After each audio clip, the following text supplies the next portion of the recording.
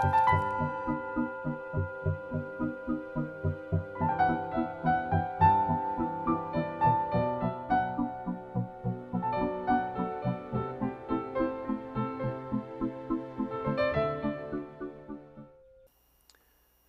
road to enlightenment. Obviously, I'm not enlightened, and I know next to nothing of that state. Since I am a Buddhist, if I did know nothing, I'd be better off. But knowing next to nothing, I am close, but no cigar. That's my weird sense of humor. Anyway, I have learned something about what the steps toward enlightenment are all about, and I find them fascinating. Perhaps some of you will also. One of the most important teachings I've received from the Tibetan Buddhists over the last almost 40 years is the difference between understanding something, experiencing something, and realization. This has some similarity to what we here in the West call the progressive steps. And the progressive steps are I think, I believe, and I know. But there's also some strong differences.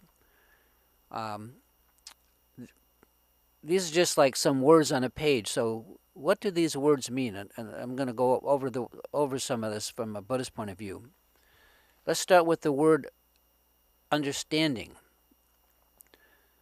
In a Buddhist sense, understanding is just that, conceptual.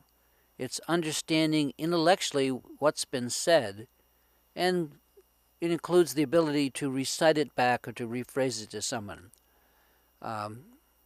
Quote, let me tell you about what I don't know, but that's what I understand. So that phrase, let me tell you about what I don't know, might be a good definition of understanding. It's the abstract knowledge of a concept, but with no actual experience of it in the flesh of life. So understanding in polite society seems to be the coin of the realm. Now the next and deeper category is the word experience. Experience is a step into the real, and it may or may not include understanding. But the thing about experience is that it's not permanent. It comes and it goes. In other words, when we have a strong spiritual experience, we all like to think of it as permanent. In some way we finally arrived at something. We get it.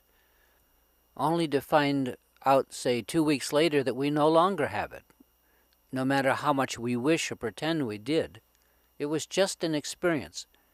Trying to revive spiritual experiences, that becoming attached to them, that have come and then gone, is traditionally in the literature one of the greatest blocks to spiritual progress. So experience and experience is something that we may have had and perhaps remember well enough, but not something that is just with us all the time from that point forward. Perhaps it cycles and it can reoccur. We get it again. We have another high point. And they usually mark some kind of epiphany or high point, which like a missile reaches a height, holds for a while, and then gradually declines. It's an earmark of experiences that they come and then they go. They're temporary. They're not permanent. Maybe we had a little enlightenment, but we could not hold that view. It came and it went.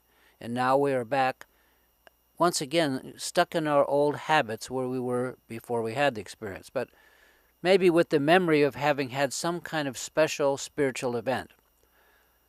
How many times when I was young did I eagerly look forward to visiting my parents' home to show off my newfound self-control, only to find myself reduced to my old habits by them in a short while, and with the admonition, see, you've not changed.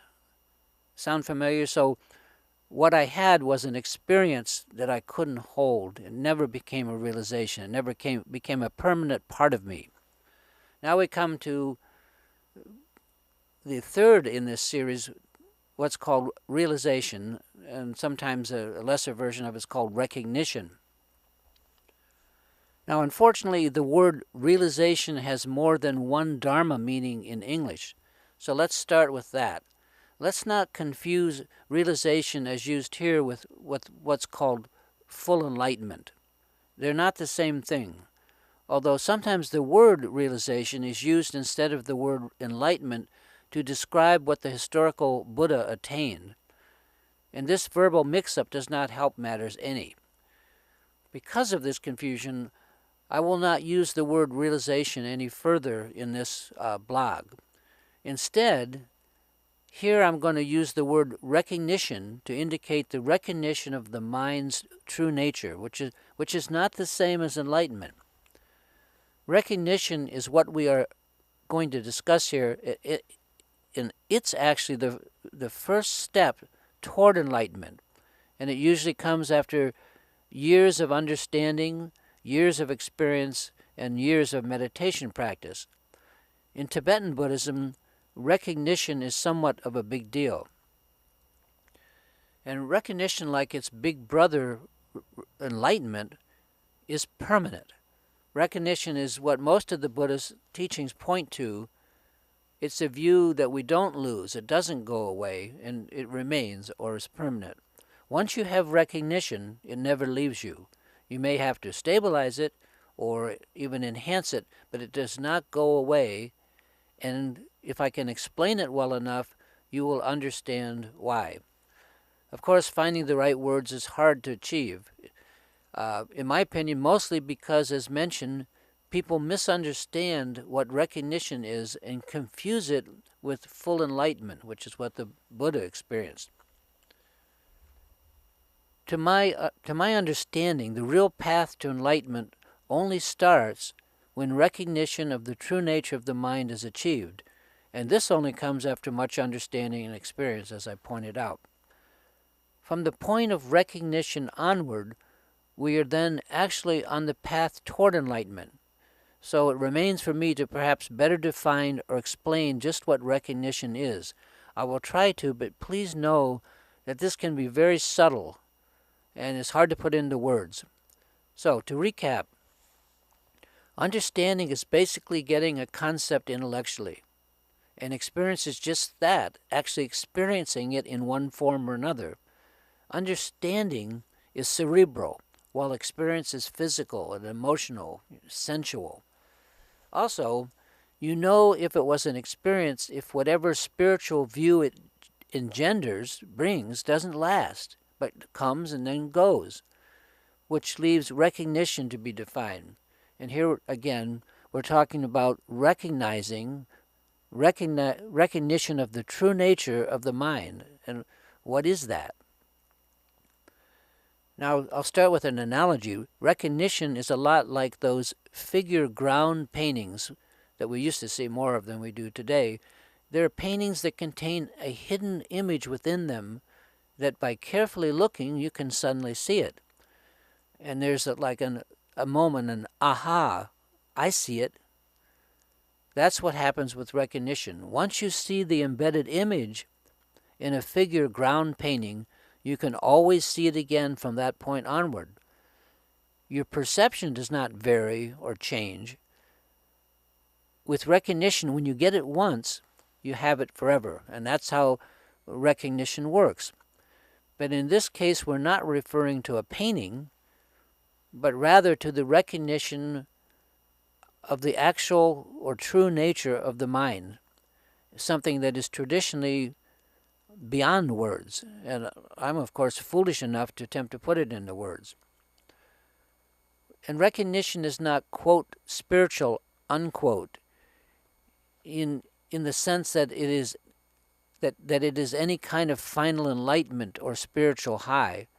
It's not some recognition is not some subtle bliss that we may have imagined enlightenment is, but rather it's a very practical and down-to-earth. It's a simple recognition like, oh, I get it now.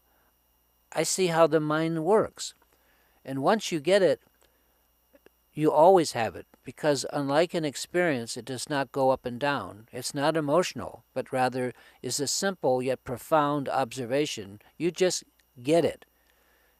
And then we might wonder, well, what is it that we recognize? What is recognized is the actual or true nature of the mind. You suddenly see just how the mind actually works, which suggests that up to now you had the wrong idea. Obviously that's the case. With recognition, the concept of the mind as you had imagined it up to then is just seen through as just that. It's just something that you imagine. That balloon is just popped, and your expectation up to that point are just, you give them up, you drop them.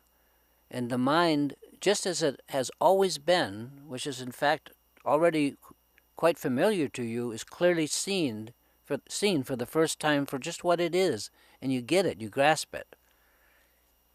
Now, in the process of recognition, one stops looking outside oneself to a teacher or tradition, and you grasp what has always been, always